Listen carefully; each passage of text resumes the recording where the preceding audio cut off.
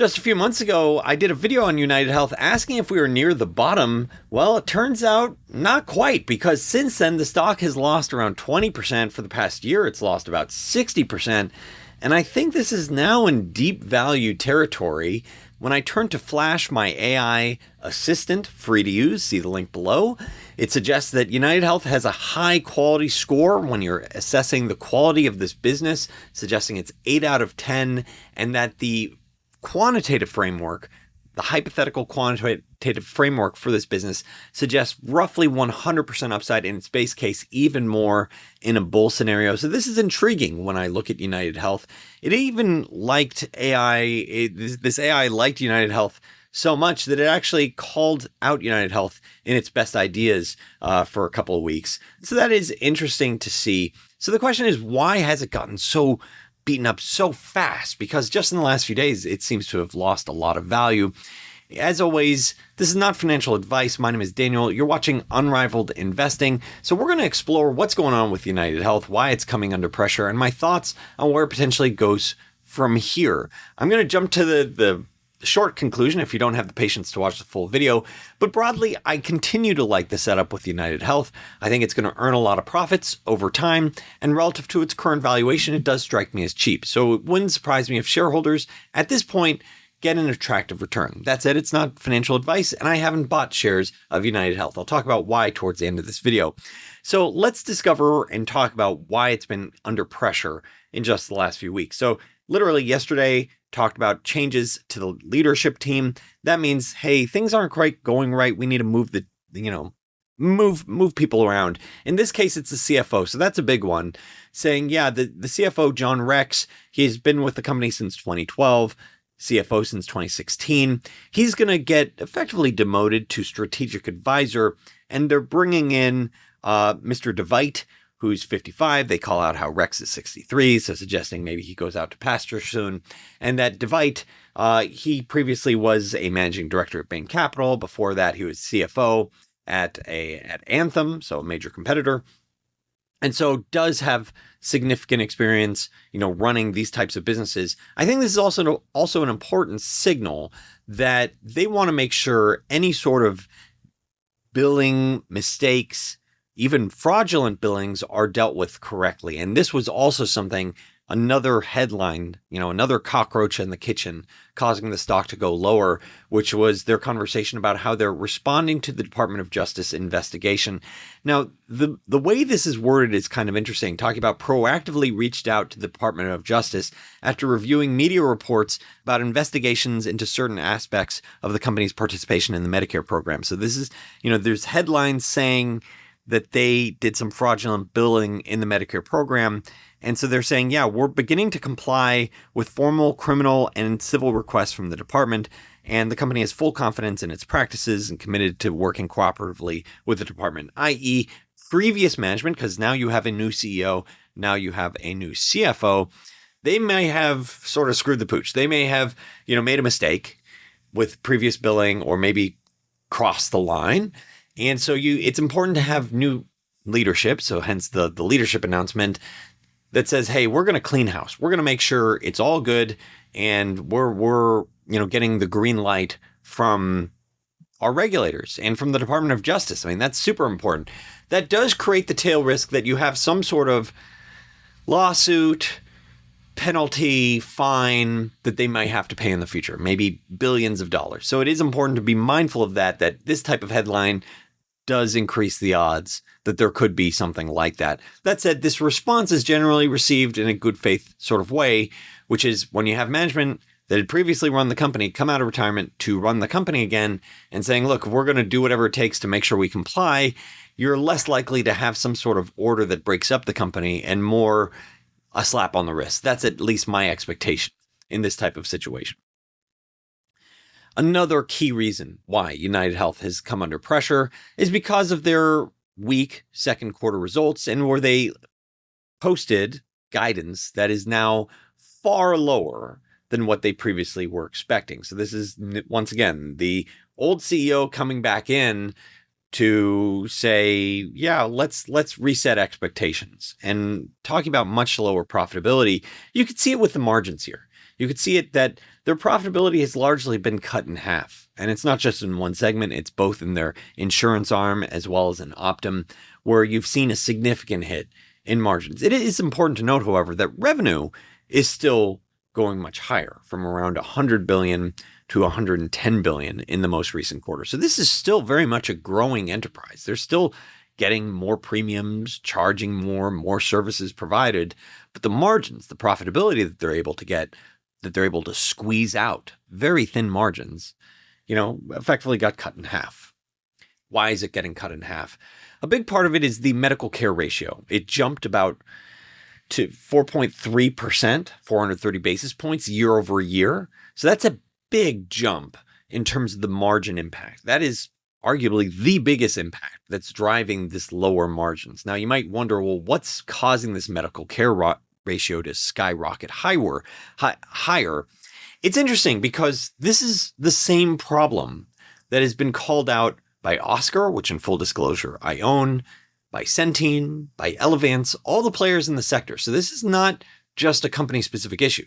This is a sector issue, which is they significantly underestimated accelerating medical trends and did not modify the benefits or the plan offerings sufficiently to offset the pressures we're now experiencing. So this is a combination of increased care activity and higher prices. One provider, I think Elevance, talked about a higher usage of emergency room services. Others have talked about specialty drugs and the GLP-1s also impacting. GLP-1s is something that Unitedhealth has talked about. So you are seeing several trends impacting this business. It's not just one dynamic. I think you can step back and recognize we have a graying of the population in the United States, and healthcare isn't going anywhere. So this would likely continue to be a growth industry for years to come. I mean, just looking at revenue still grew in the most recent quarter by something like $10 billion in just the quarter. The challenge and the reason why the stock's coming under so much pressure is that margin figure, that profitability. And that profitability is largely due to this spiking medical care ratio going significantly higher, which is because of increased usage, increased costs in the actual products, increased costs in the actual services. There are a few ways to address this. You can reprice the premiums, which is everyone pretty much is saying, yeah, what we said for 2026, we have to pull that out and we have to go back to the state regulators and say, yeah, we have a new 2026 plan. So you're going to have repricing of premiums. You're going to have cutting of benefits. So they're going to say, hey, if you want to keep this plan, you're going to now have a new deductible you're going to have to pay more out of pocket, that sort of type of dynamic. There's multiple levers they're going to play here. So it's higher prices, less benefits.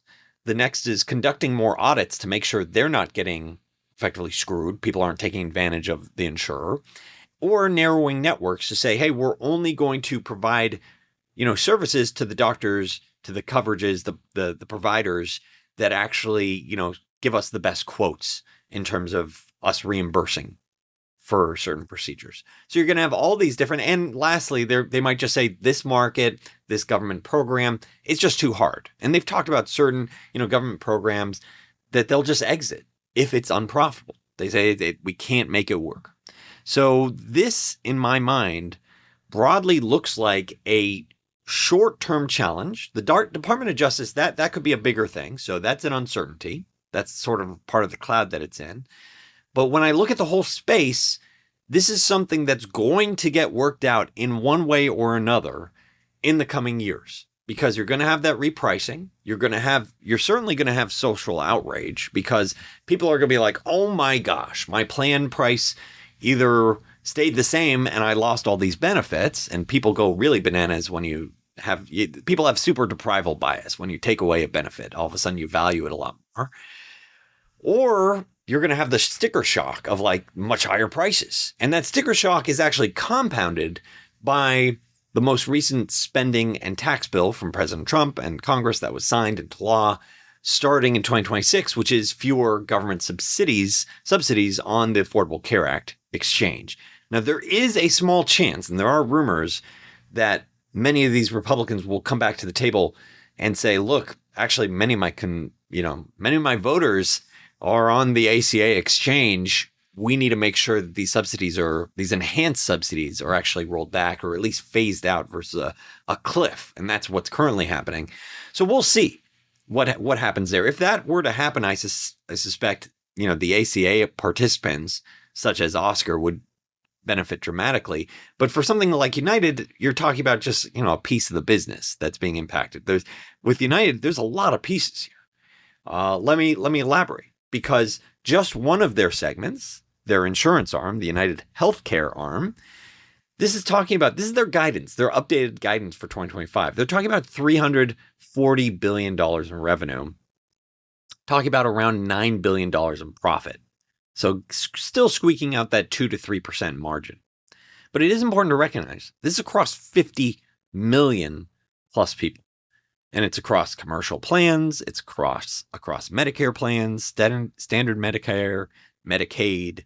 So there's a lot of give or take, where if they say, this program, this Medicare supplement, this isn't going to work for us, maybe they pull back there and they're adding to the commercial plan, the commercial fees. So there's a lot of, levers that they can consider. And there's a lot of pieces here. Frankly, I think it's very, very difficult for a singular analyst to say, I can see all these pieces and how it all adds up. To a large extent, you have to trust management when they say, we think we can do $9 billion in operating profit for their insurance arm, their United Healthcare arm. That's spread across the sizable population of 50 million people. Their other core segment is Optum, which also has several pieces. This includes clinics, surgery centers, manages one of the largest pharmacy benefit managers, provides analytics, revenue cycle, IT services to other payers, aka insurance, and providers, such as the physicians or surgery centers or doctors. So there's a lot under these two different umbrellas. And you can see this is also a very lucrative segment. Insurance, while it has thin margins, it's a big revenue figure, generating, $9 billion. For Optum, they're expecting to do $12 billion, $13 billion in operating profits. I mean, this is a company that, even despite a stock price down around 60%, this is a company still penciling out significant profitability. And I think that's super important for investors to reflect on, because when you put all these pieces together, you see a company that has roughly $22 billion in expected operating earnings this year and roughly $16 in adjusted earnings. Now that's interesting for several reasons. I mean, one of which is that after the stock has gotten completely shellacked, this year, just falling apart, it's trading at 14 times arguably depressed earnings. And so what are my thoughts, as we're thinking about United Health, where it potentially goes from here? First of all, this is not financial advice. I'm just sharing my musings as I look at United Health. Also, this past week, Brandon D. wrote, "You and Jesse have both had a huge impact on my investing journey and changed the quality of life I can now provide for my family. I truly appreciate how you each lead with integrity and are focused on helping others." I don't know this Jesse guy, but I like him already. This follows Brandon M., who said, "Thank you so much for calling this out to me a few months ago. Unrivaled Investing, I'm up $72,000. He was talking about a particular company and just cashed out my original investment today. So it's all gravy from here." In all honesty, one of my favorite parts about Unrivaled Investing is getting these messages from my subscribers, because being able to hear that I impacted someone's life or changed their life or how they provide for their family, that just makes my day. It makes my week. I mean, whenever I get this. So thank you to all the subscribers that do send these very lovely messages. And, if you are interested in exploring Unrivaled Investing, come check it out for compelling ideas. And I share my portfolio updates in real time. And so let's run through United Healthcare through my investment checklist. This is the same checklist, regardless if it's a penny stock or a $1 trillion company. Most important, align management for me personally. And when I see that the old CEO, now new CEO, came back and bought $25 million, the prior CFO bought $5 million, several people in the company bought, $1 million or a lot of money, and that they're underwater. I mean, I do like that alignment. I mean, that means Steve Hemsley, he didn't need to come out of retirement. He didn't need to come back. He did it because he believes he can turn this thing around. And so broadly, I really like to see this. That's the type of skin in the game that I like to see from an incentive perspective. I also like to see that they're treating shareholders well, even despite the uncertainty that they face. For example, once again, they're talking about $16 in adjusted earnings this year, $22 billion in operating profit. That didn't stop them from increasing their quarterly dividend. So that's a very shareholder-friendly initiative by 5%. And keep in mind, the quarterly dividend is around $2. So that means around $8, let's say $10 for the year, 8 to 10. Yet they're, getting $16 in adjusted earnings, and that's on a depressed figure. So the dividend's well covered. And by the way, they're also buying back stock. So that means they believe that if they continue this sort of operations, buying this stock now is a good purchase. And that makes sense to me. Because at 14 times earnings, that's around a 6-7% yield. And that's based on management's guidance. However, that guidance arguably is a depressed margin, a depressed figure. If margins possibly normalize, and no one knows for sure that they will, but management's actively saying, hey, we're going to cut the programs that are unprofitable and we don't see a way out. We're going to raise pricing on the plans where we think we can get an attractive margin. It does make me think that in the next year or two, you do get back to normalized margins. Maybe it's not 2 years from now, maybe it's 3 to 5 years. Either way, if the business is just flat, that suggests around a 12 to 14% yield if they're able to normalize margins. And that is quite an interesting yield, especially given the fact that underlying healthcare services, with the graying of the population, expected to continue growing, revenue still growing. I mean, the most recent quarter, $10 billion increase in revenue is called out, $10 billion. And so I would think if you're able to get, let's go back to the more conservative scenario. Margins do not revert back to where they were. You're stuck with a 6-7% yield. If you're able to get broad growth, it grows with the broader economy. Healthcare, let's say, doesn't grow significantly faster than GDP. Let's say you're talking about 3-5%, somewhere around that picture. 7% yield to shareholders via the dividend buyback, then another 5% growth. So then base case, 12% type of return. That's very similar to what Flash was calling out, incidentally. The more bullish scenario is margins get back to where they previously were. There's no destabilizing force that's structural. There's no Department of Justice that breaks them up. And they get to, let's say, a low teens type of free cash flow yield to shareholders, dividend buyback, then throw on the growth on top of that, which maybe that's 5%. So 13% plus 5%. Now you're talking about high teens type of return.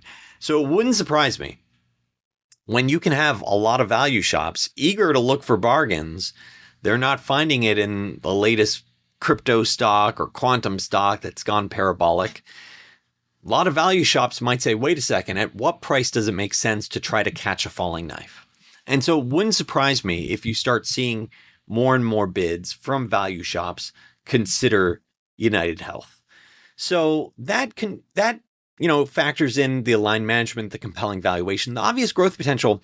Arguably, if you get a business with so much free cash flow going to you, that covers the obvious growth potential, because if you're at 7%, let's say a 7% free cash flow yield, even if there's very limited growth, just let's say sub-economic growth of 2%, just because you're already getting that 6-7% yield means 6-7 plus that 2%, that's super draconian, then you'd still be penciling out some sort of obvious growth potential that you as a investor could get.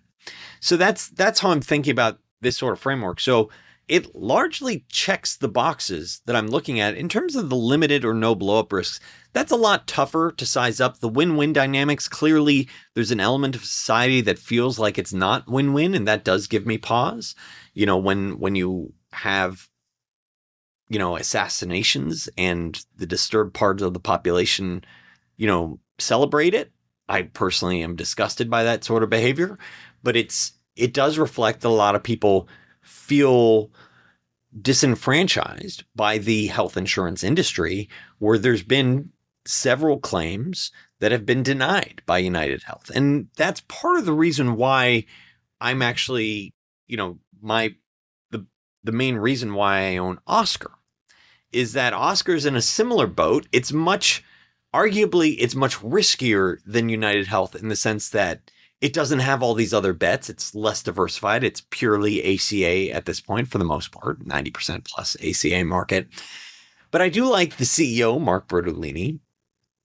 And, when I think about it, it's hard for me to understand hey, you have all these different business lines. Which one is going to be the one that you wake up and you go, oh my gosh, this is causing so much trouble? But with Oscar, once again, with the business concentration aspect, you're less likely to have that because hey, this is the one market that you need to focus on.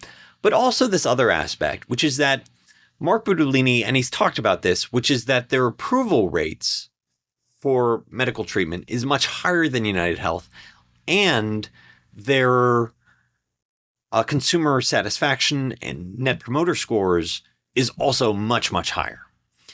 And this comes down to even though Oscar is unprofitable and Unitedhealth is penciling out $20 billion a year in free cash flow, or operating profits, I should say, there's something about aligning myself with a company that customers love, because I am a believer that generally, if the customers love a business and it gets to sustainable and profitable free cash flow, eventually Wall Street will love it as well. And so that's the main reason why I have this Oscar bet. But I'm also aware of this societal dynamic that could create headwinds for years. I mean, you could have elements where people just say, maybe, we're going to try different ways to cap your profitability. And that previously was tried with the President Obama administration with the setting the MLR ratios. And I think at the end of the day, these health insurance companies, in order to provide coverage, they need to earn some sort of margin. And I think society will find that balance to say, is 3%, is 4%, is 5% an acceptable margin? Personally, I think so. And I think Oscar can do that. Wouldn't surprise me if Unitedhealth also does extremely well from here. Another element, part of the reason why I own Oscar, not in crazy size, but I own Oscar versus Unitedhealth, is with Unitedhealth, it's so big that you can't really take them over. $20 billion in, operating profits. Whereas with Oscar, it's such a smaller company that you could have a situation where someone says, hey, I'm going to bid this up 200% higher. And so you could have this takeout premium. And the reality is a takeout premium should be factored into your analysis whenever you're thinking about any company of like, could an acquirer step up and buy this? So that is something I'm thinking about as well with Oscar. My net conclusion is that the whole sector is going through this challenge, higher costs, unexpected pricing inflation, new treatments, more usage, and that the industry is going to go through a reset. There's going to be political and social outrage for sure. That's like the only, I never have guarantees on this channel, but I think I can say with high confidence that there will be social outrage over the premiums that people are going to be seeing in the coming weeks. Let me know if you disagree. But I look at Unitedhealth, I think it's part of a whole industry that is facing a bit of a reset. And I do think it could have much higher profits in the future, and the share price could potentially go much higher in the future just because of that dynamic of, if the operations are just flat, you have that 6 to 7% yield effectively to shareholders. And eventually, I think investors go, wait a second, there's real organic growth here. There's 6 to 7% yield. Maybe it should only be a 5% yield. And what if growth is 5% a year? And what if it's 10% a year? So you have these different dynamics. I hope this video talking about Unitedhealth, how I do believe it's still a deep value company, has been helpful for you. Even if I haven't pulled the trigger for it myself, I have my Oscar bet. I hope it's been helpful, and I'm grateful that you watch this channel, Unrivaled Investing. If you have any comments, please leave a note below, and thanks so much for watching.